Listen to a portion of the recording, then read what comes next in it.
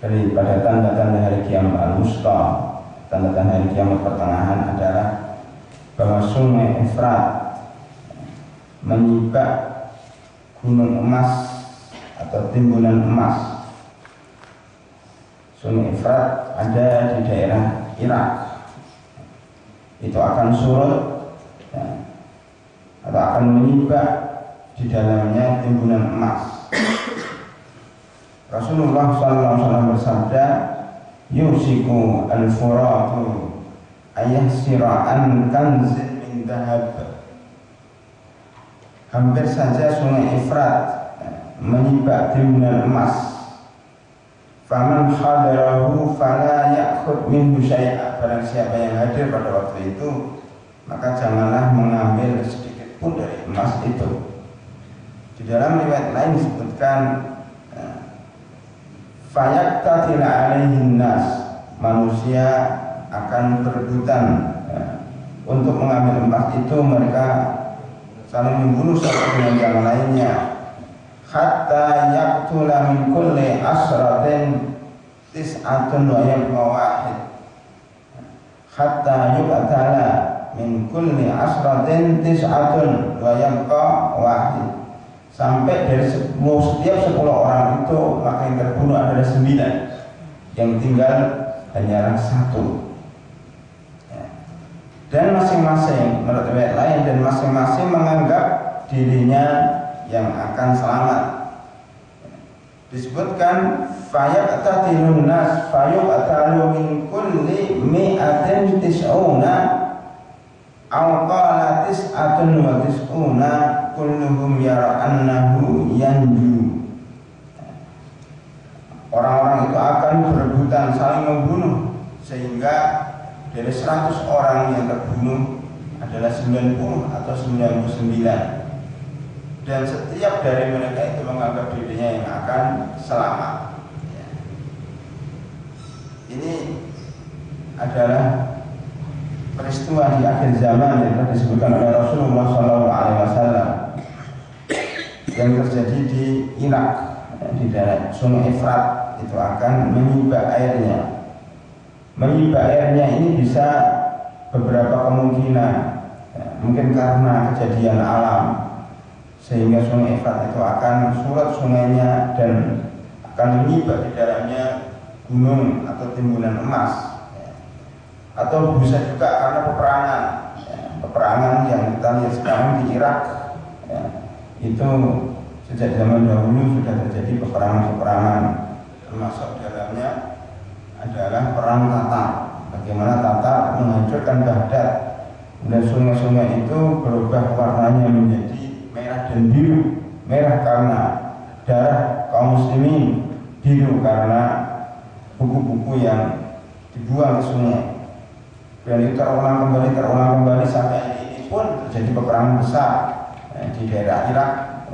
Terakhir bagaimana pasukan koalisi yang dipimpin oleh Amerika Serikat itu menghanguskan Irak, sehingga Irak pun menjadi tempat perebutan bangsa-bangsa.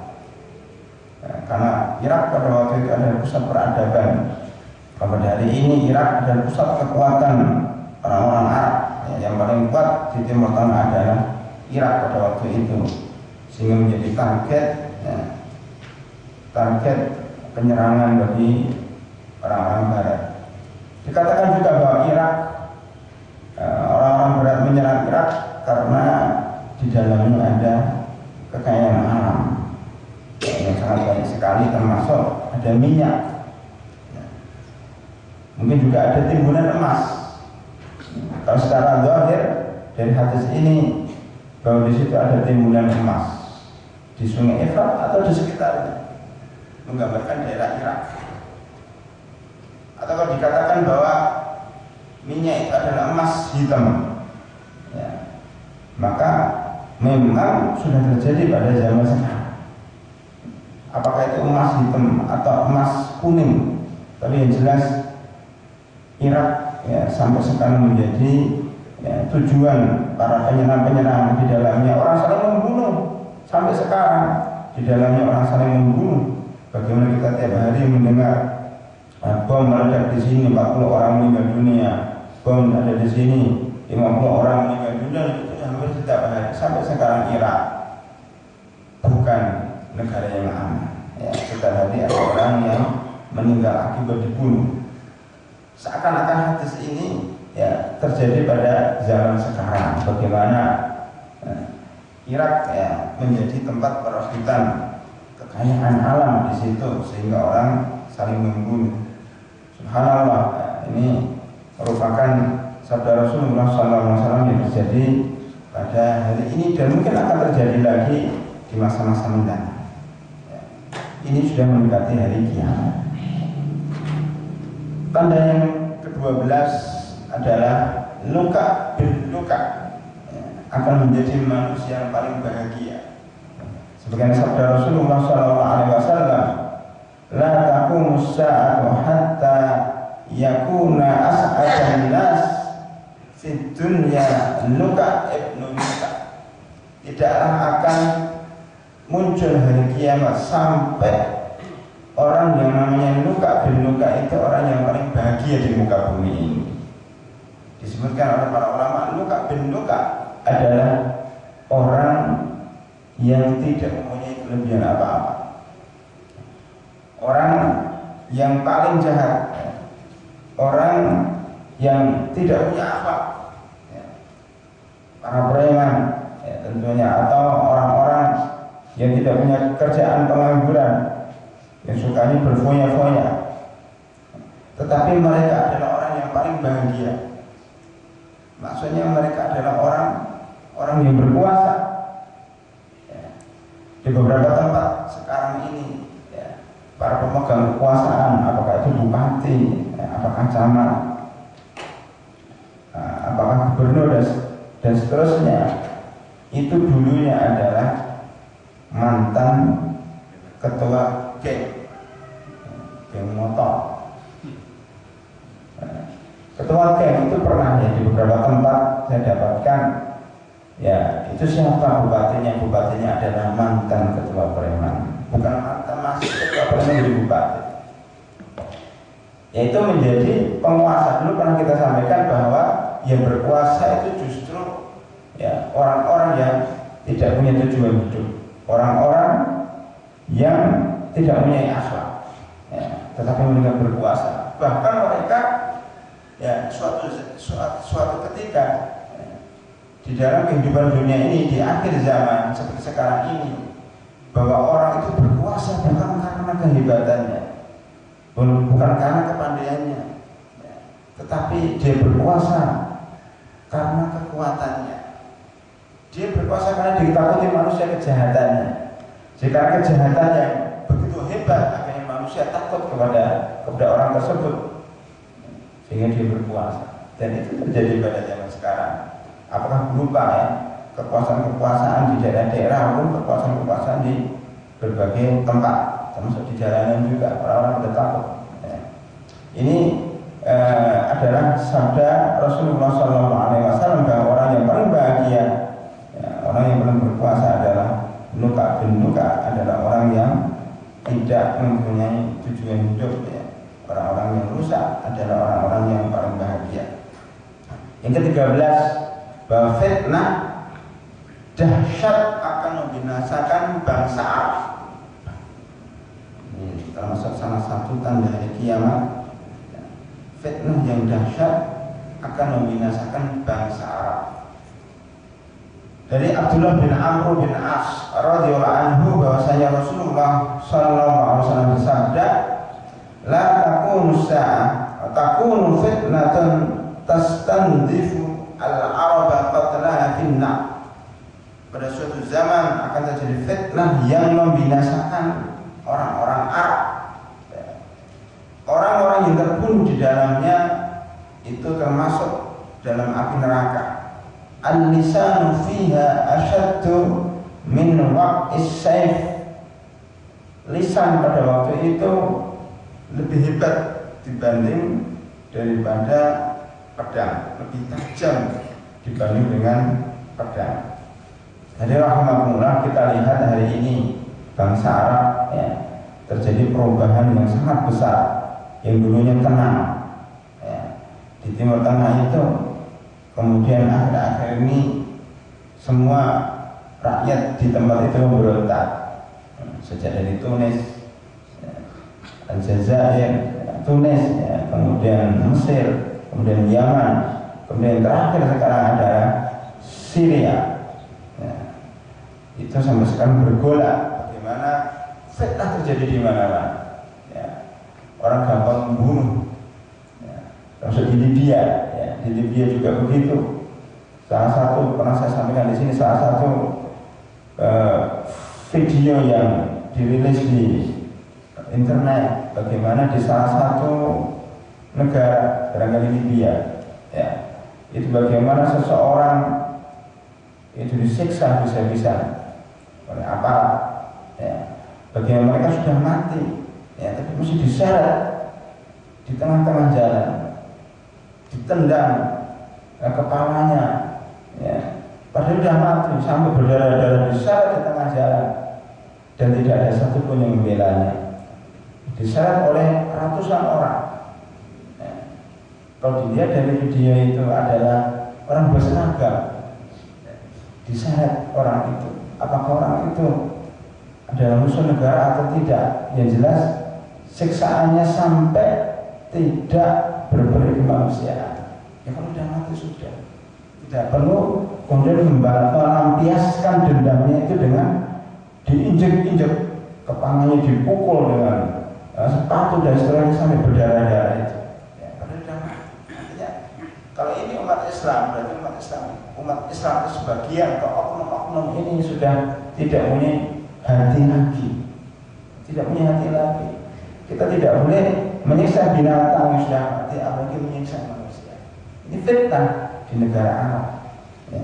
Belum di Syria, bagaimana orang-orang dibakar, ya, diikat dan dibakar di dalam satu rumah.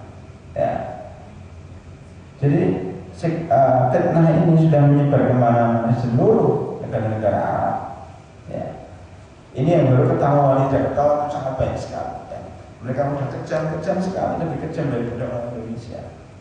Ini yang dengan fitnah yang membinasakan bangsa Arab. Walaupun sekarang belum binasa, tetapi sebagian besar orang Arab sudah merasakan seperti ini. Ya, belum lagi di Palestina, itu termasuk daerah Arab, ya, Palestina, yaitu daerah Syam yang masih ada hubungannya dengan orang Arab. Ya. Itu terus menerus terjadi pembunuhan. Dan ini fitnah di akhir zaman yang akan membinasakan bangsa Arab. Ya. Yang ke-14, tanda hari kiamat yang 14 adalah bahwa bersujud sekali kepada Allah Subhanahu wa Ta'ala lebih baik daripada dunia seisinya.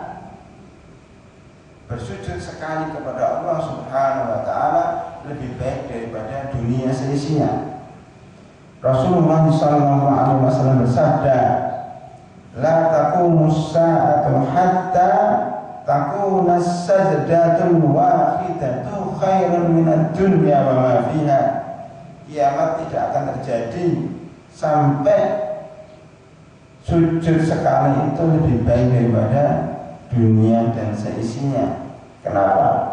Karena memang manusia sudah rusak. Ya. Manusia sudah rusak. Di mana-mana ada penipuan, di mana-mana ada kerusakan, di mana-mana ada pengkhianatan. Ya. Maka beribadah, ya, sholat 2 rakaat itu lebih baik daripada dunia seisinya. Artinya orang akan merasa seperti itu. Walaupun Rasulullah SAW sudah bersabda juga bahwa 2 rakaat sunat fajar itu khairun minad dunya wa ma fiha. 2 rakaat sunat fajar sebelum sunat subuh tadi itu lebih baik daripada dunia seisinya. Khususnya di saat orang-orang sibuk dengan kehidupan dunia, khususnya hari Sabtu dan hari Ahad. Itu maka sholat sunat fajar khairun minad dunya wa ma fiha. Ya. Kenapa? Karena masyarakat sekitar sedang sibuk-sibuknya dengan dunia, ya. Kemudian berkembang semuanya malam Sabtu dan malam Ahad. Bagaimana? Ya, umumnya tadi malam, ya, malam Sabtu itu belum malam Ahad. Ya, orang istilahkan akhir pekan. Itu bagaimana di Bundaran HI, ya, macet total. Padahal udah jam 9, jam 10. Bagaimana dunia benar-benar sudah berubah. Ya, mestinya waktu untuk istirahat, tetapi orang sibuk dengan dunia. Ya, jalan yang sangat besar itu macet. Kenapa? Ya, karena manusia sibuk dengan dunia. Makanya sujud sekali kepada Allah Subhanahu wa Ta'ala itu lebih baik daripada dunia seisinya. Ya. Salat subuh berjamaah itu lebih baik daripada dunia seisinya. Karena sebagian besar manusia terlelap dalam tidurnya. Artinya dia orang lama-lama akan meninggalkan dunia ini karena merasa bahwa dunia sudah rusak, ya, sehingga merasakan kenikmatan ibadah walaupun sholat 2 rakaat saja. Ya. Kemudian yang ke-15, munculnya seorang laki-laki dari Qahtan yang dipatuhi manusia. Ya. Sabda Rasulullah SAW, la taqumus sa'atu hatta yakhruja rajulun min Qahtan yasukun nas bi'asa. Tidaklah muncul hari kiamat sampai datangnya seorang laki-laki Qahtan yang akan mengiring manusia dengan tongkatnya.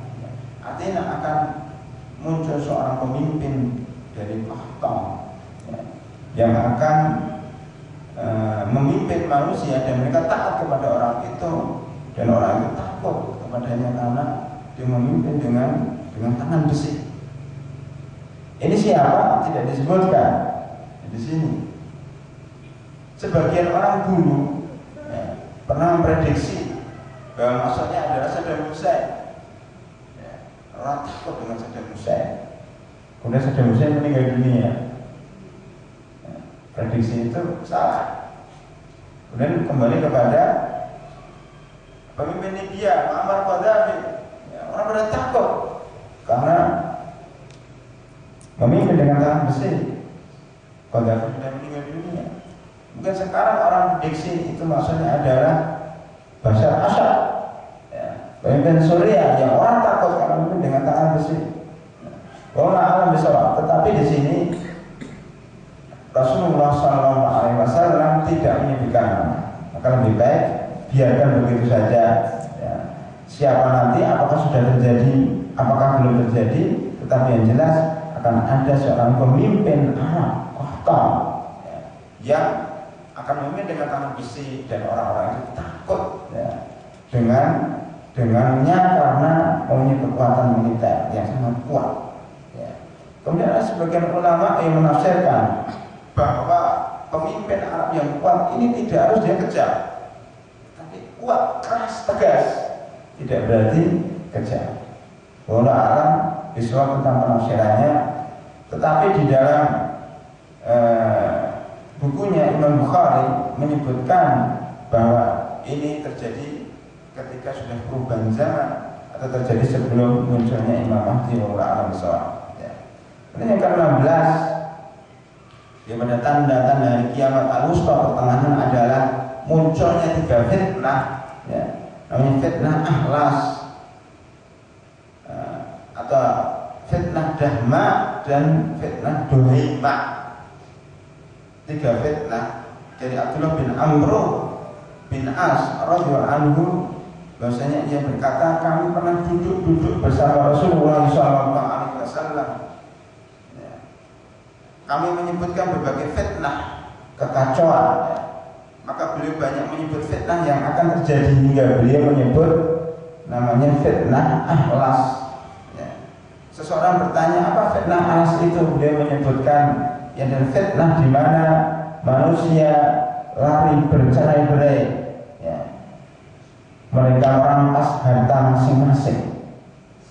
Kemudian setelah itu akan terjadi fitnah dahma, ya, atau fitnah sarra di sini. Ya. Kemudian fitnah duhaima, fitnah itu tidak membiarkan seorang pun dari umat ini melainkan akan ditampar olehnya. Artinya fitnah itu akan menimpa seluruh manusia. Duhaima. Ya. Di dalam fitnah itu seorang muslim, seorang yang di pagi harinya muslim tetapi di siang harinya menjadi kafir. Itu seperti hadis-hadis yang lain yang pernah kita sampaikan bahwa salah satu tanda hari kiamat di mana seorang pada pagi harinya menjadi muslim tetapi pada sorenya menjadi kafir. Dan termasuk fitnah aliran sesat. Ya. Bagaimana seseorang muslim pagi harinya sorenya sudah kafir. Ya. Mereka mencaci maki ya, para sahabat. Mereka menganggap bahwa mereka menganggap Al-Quran bukan Quran yang asli. Ini juga bukan saja aliran sesat, tapi juga dari kalangan liberal, ya, orang-orang liberal, ya, orang-orang yang juga terpengaruh dengan orang-orang Barat. Bagaimana mengatakan Quran, ya, Quran yang sekarang ini namanya Mushaf Utsmani itu bukan asli lagi. Itu Mushaf ala Utsman bin Affan. Mereka bertanyakan di sana ada Mushaf Ibnu Mas'ud yang tidak disebutkan di dalamnya surat Qul a'udzu birabbil falaq dan Qul a'udzu birabbin nas. Ya, mempertanyakan surat itu tidak ada. Dan seterusnya. Jadi Quran sudah mulai diragukan lagi kebenarannya. Ini sudah fitnah duhaima, di mana seorang muslim pagi harinya sore sudah kafir. Hari ini juga bagaimana telah dihalalkan pernikahan sejenis, ya. Bahkan di kampus Islam negeri ya, muncul jurnal yang judulnya nikmatnya atau indahnya nikah sejenis. Coba kalau menghalalkan apa yang diharamkan oleh Allah Subhanahu wa taala sudah kafir. Ya. Jadi pagi hari muslim sore sudah kafir. Saking fitnah ini sudah merajalela di mana-mana. Ya. Nah ini fitnah tidak hanya menimpa orang-orang tetapi sudah menimpa seluruhnya termasuk para pelajar, para mahasiswa. Ya. Yang kemudian yang ke-17 adalah bumi mengeluarkan kekayaannya yang terpendam. Bumi mengeluarkan kekayaan alam yang terpendam ini keluar. Artinya ditemukan atau terjadinya penemuan ya, kekayaan alam yang ada di dalam bumi. Ditemukannya minyak di beberapa negara itu sudah menunjukkan dekatnya hari kiamat. Ya. Ditemukannya emas ya, di beberapa gunung termasuk di Irian Jaya. Ini termasuk dekatnya tanda hari kiamat karena bumi mengeluarkan kekayaan alam sehingga manusia berebut.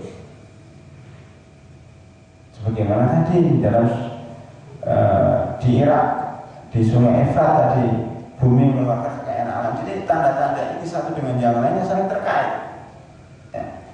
Dari Rasulullah SAW bahwa beliau bersabda ya, di dalam riwayat Imam Muslim, ya, taqi'ul ardu aflada kabidiha amthala al-ustuwan minad dhahabi wal fiddah. Ya. Bumi akan memuntahkan taki itu memuntahkan ya, apa yang ada di dalam perutnya.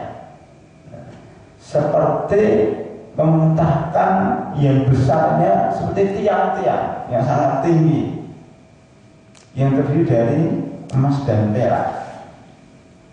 Fayaji'ul qatil fayaqulu fi hadza qataltu, maka datanglah pembunuh ya, dan dia akan mengatakan karena emas inilah ya, karena harta seperti inilah saya membunuh orang. Tidak harus satu orang, ya, tetapi mungkin kelompok, mungkin negara, ya, mungkin angkatan bersenjata, ya, membunuh orang. menyerang orang hanya untuk mengambil kekayaan alam.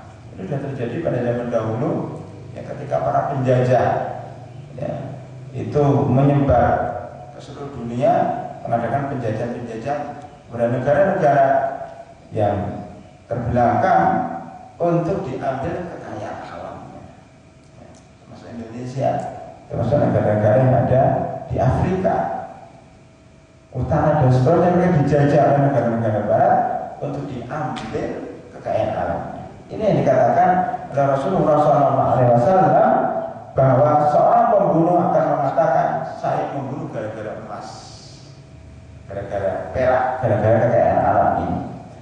Wa yaji'ul qati'u fayaqulu fi hadza qata'tu rahmi.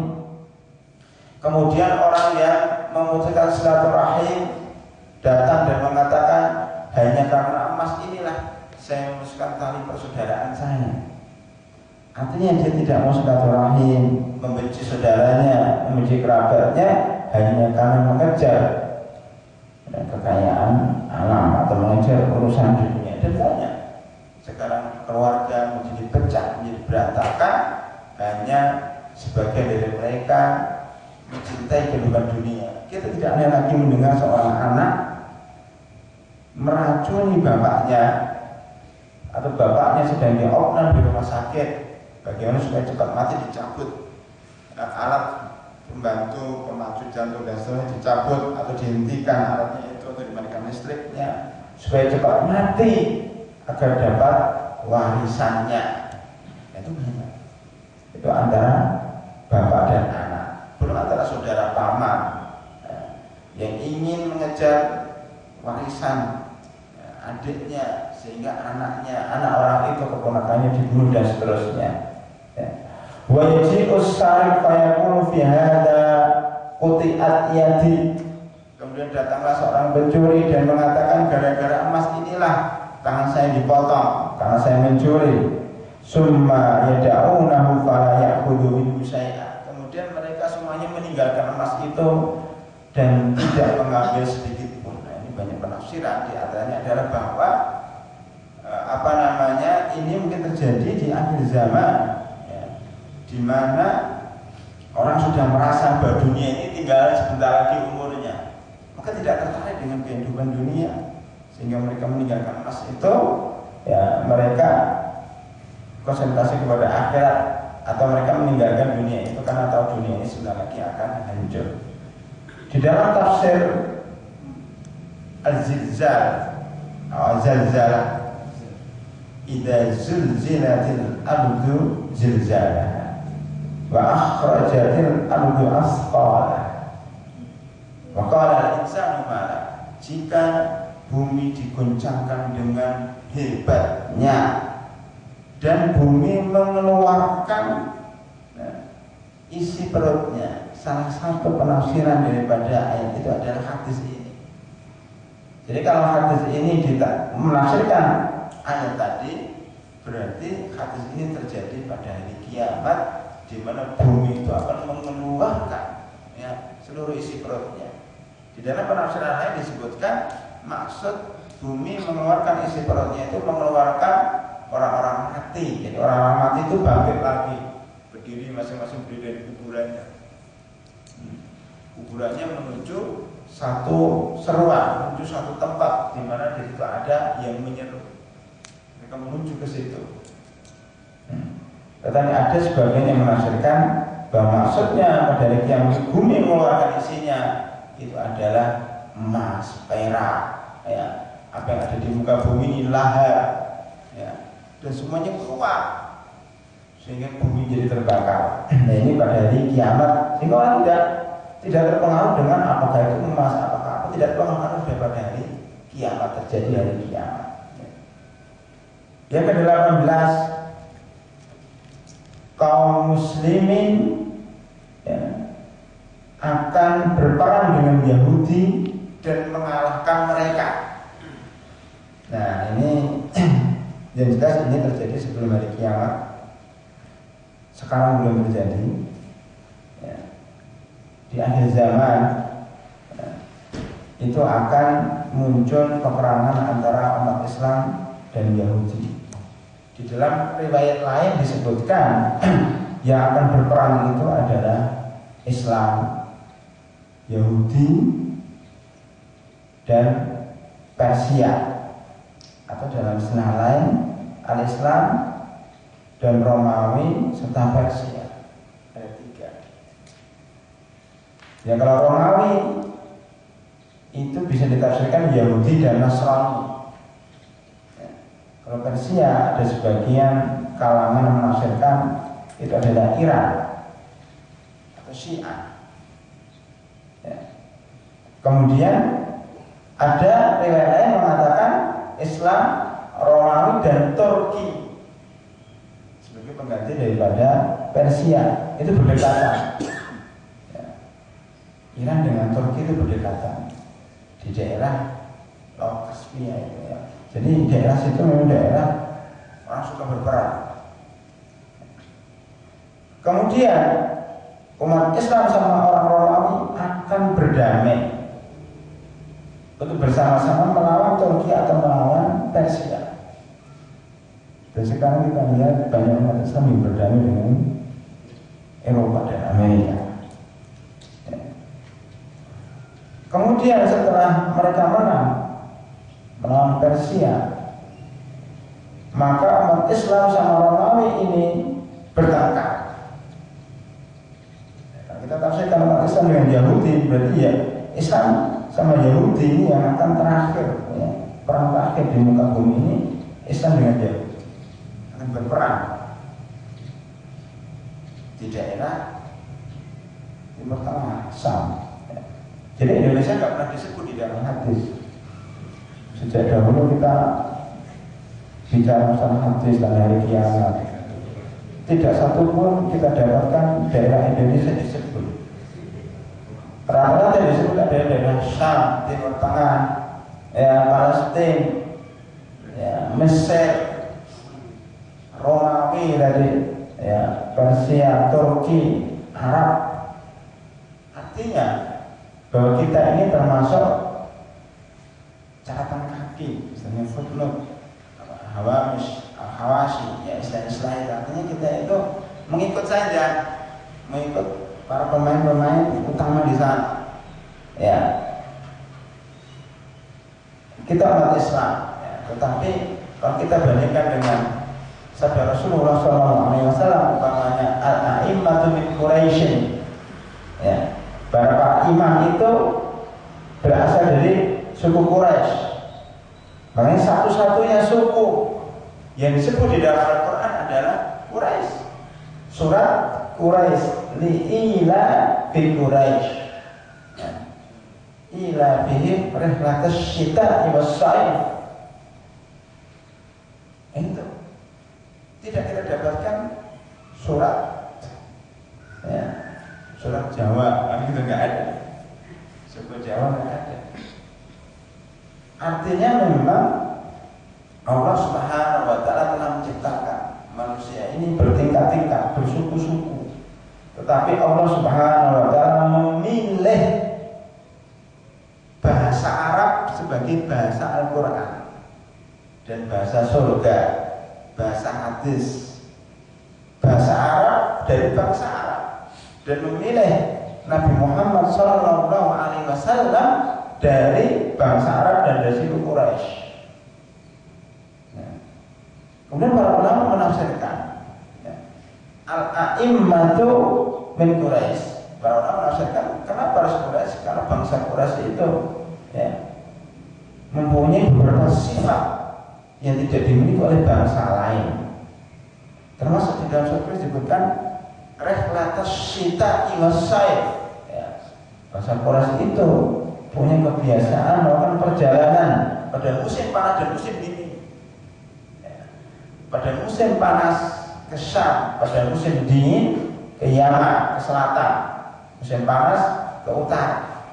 Sehingga orang Arab itu mempunyai hubungan yang luas dengan suku-suku lain di muka bumi ini. Pada waktu itu mereka terkenal di mana-mana. Karena apa? Mereka melakukan perjalanan, melakukan perdagangan. Dan kekuatan sebuah komunitas itu kalau mereka mempunyai hubungan dengan orang-orang di luar mereka. Dan kekuatan pemimpin itu ditentukan juga oleh luasnya wawasan. Luasnya wawasan itu karena banyak melakukan perjalanan, mengetahui daerah-daerah, mengenal banyak orang. Begitu juga orang-orang Quraisy itu fisiknya kuat-kuat. Kenapa? Karena hidupnya di tengah padang pasir yang tandus dan keras. Jadi Mekah sama Madinah sendiri berbeda. Kalau Mekah itu daerahnya daerah keras, tidak ada tumbuhan yang tumbuh di situ. Kata Nabi Ibrahim, "Inni askantu min dzurriyyati biwadin ghairi dzi zar'in inda baitikal muharram." Jadi Mekah itu tidak dahulu oleh Nabi Ibrahim disebutkan, "Ya Allah, saya meletakkan anak saya ini di lembah yang tandus tidak tumbuh." Maka di Mekah itu jarang tumbuh pohon-pohon. Itu membuat jiwanya jadi keras. Ya. Kalau jiwanya keras, terbiasa dengan yang keras-keras. Itulah salah satu sifat pemimpin. Ya, artinya dia bisa bekerja di dalam tekanan. Ya, sehingga Quraisy menjadi pemimpin daripada Ansar. Itu terjadi dialog antara para sahabat setelah meninggalnya Nabi Muhammad SAW. Ya. Abu Bakar mengatakan bahwa nahnul umara wa antumul wuzara. Kami orang Arab dan Quraisy ini adalah pemimpin dan kamu adalah menteri-menteri. Juga pemimpin. Susah itu dipimpin orang. Makanya Arab itu susah ya. Mau ngalah tidak mau ngalah mereka. Karena merasa mereka ada pemimpin semuanya. Mereka nggak pernah selesai di Arab itu. Karena merasa dirinya pemimpin semuanya. Kalau Indonesia masih mendingan banyak orang ngalah.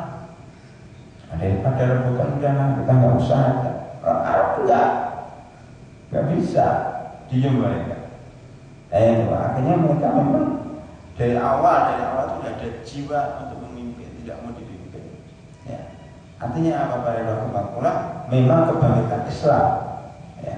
Dulu Islam dari Solo, maka Islam pun akan bangkit dari sana juga. Begitu. Kalau orang Arab kuat, maka Islam akan kuat. Kalau orang Arab lemah seperti sekarang ini, Arab lemah, maka Islam pun lemah. Ya. Kita pun kajian-kajian kita pun rata-rata merujuk ya, kepada ulama-ulama yang ada di sana, termasuk buku-buku. Ya. Orang-orang belajar Islam ke sana. Ya, karena sumber Islam ada di sana. Walaupun beberapa saat ketika orang-orang Arab lemah, maka pemimpinnya diganti oleh orang-orang Turki. Tetapi sepanjang sejarah sejak zaman Nabi Muhammad SAW, kemudian diganti oleh Khulafaur Rasyidin, ya, sekitar selama 40 tahun kurang lebih. Ya. Kemudian diganti oleh Khilafah Bani Umayyah selama 83 tahun. Ya, karena Khilafah Bani Umayyah itu lamanya 1000 bulan. Ya. Lailatul Qadri khairun min alfi syahr. Lailatul Qadri itu lebih baik dari 1000 bulan. Ada seorang mufassir mengatakan lebih baik daripada khilafahnya Bani Umayyah. Ya, belum itu lemah ya. Tapi yang paling baik adalah lebih baik daripada 1000 bulan beribadah. Tapi kalau kita hitung memang kekuasaan Bani Umayyah itu 83 tahun, 1000 bulan itu ya, itu 83 tahun. Setelah runtuh muncullah khilafah Bani Abbasiyah. Itu juga semuanya Quraisy itu. Jadi Khulafaur Rasyidin, ya. Kemudian Bani Umayyah, Bani Abbasiyah berpuluh-puluh abad itu semua dipegang oleh orang Quraisy. Sampai terakhir setelah Bani Abbas runtuh muncullah khilafah Utsmaniyah. Baru kali itu orang Arab lemah. Ya. Kemudian runtuh juga ini pada tahun 1924 sampai sekarang. Sampai tidak punya pemimpin. Nah ini menunjukkan bahwa memang sepanjang sejarah orang Arab yang memimpin, maka di sini tidak tidak keliru kalau dikatakan umat Islam akan berperang dengan Yahudi. Di mana perangnya? Apakah di Indonesia, apakah di Malaysia, apakah di Selat Malaka, apakah di dunia? Tidak. Perangnya di Palestina. Ya, perangnya di Palestina sampai ya orang batu mengatakan kepada orang Muslim, ya Muslim, ini ada orang Yahudi yang sembunyi di belakang saya, kesinilah dan bunuhlah dia. Ya, tidak ada yang lain ya, kecuali pohon gorkot. Ya, ini riwayat Imam Bukhari dan Muslim. Ya. Fayaqulul hajaru wasyajaru, berkatalah batu dan pohon, ya Muslim, ya Abdullah, wahai Muslim, wahai Abdullah, ya orang yang menyembah Allah, yang bertauhid kepada Allah SWT. Sini, ini ada Yahudi sembunyi di belakang saya, bunuhlah illal gharqat, kecuali pohon gharqat, fa innahu min sajaril yahud. Gharqat itu adalah pohon Yahudi. Oleh karena itu orang Yahudi sekarang berbondong-bondong menanam pohon ini di Palestina karena pohonnya dia, dan mungkin dengan hadis ini kalau dia sembunyi di belakang dia, pohon itu tidak akan mengatakan, tidak akan beritahu kepada Muslim.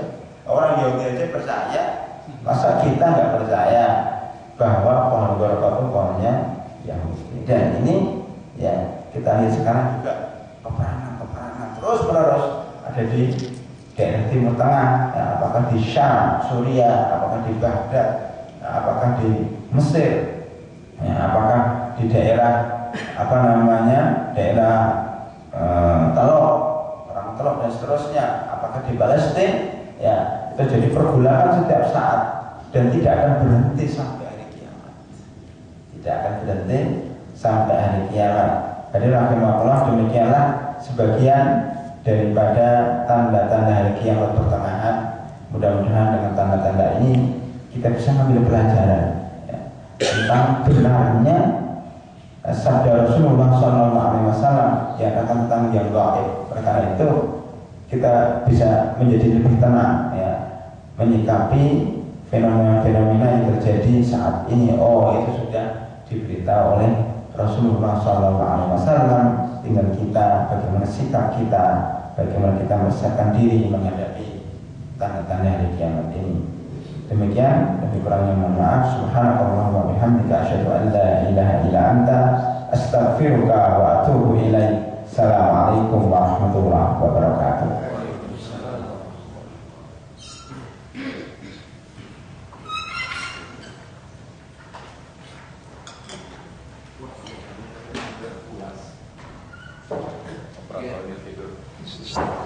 Stopnya mana nih? Stopnya mana, Ustaz? Merah itu.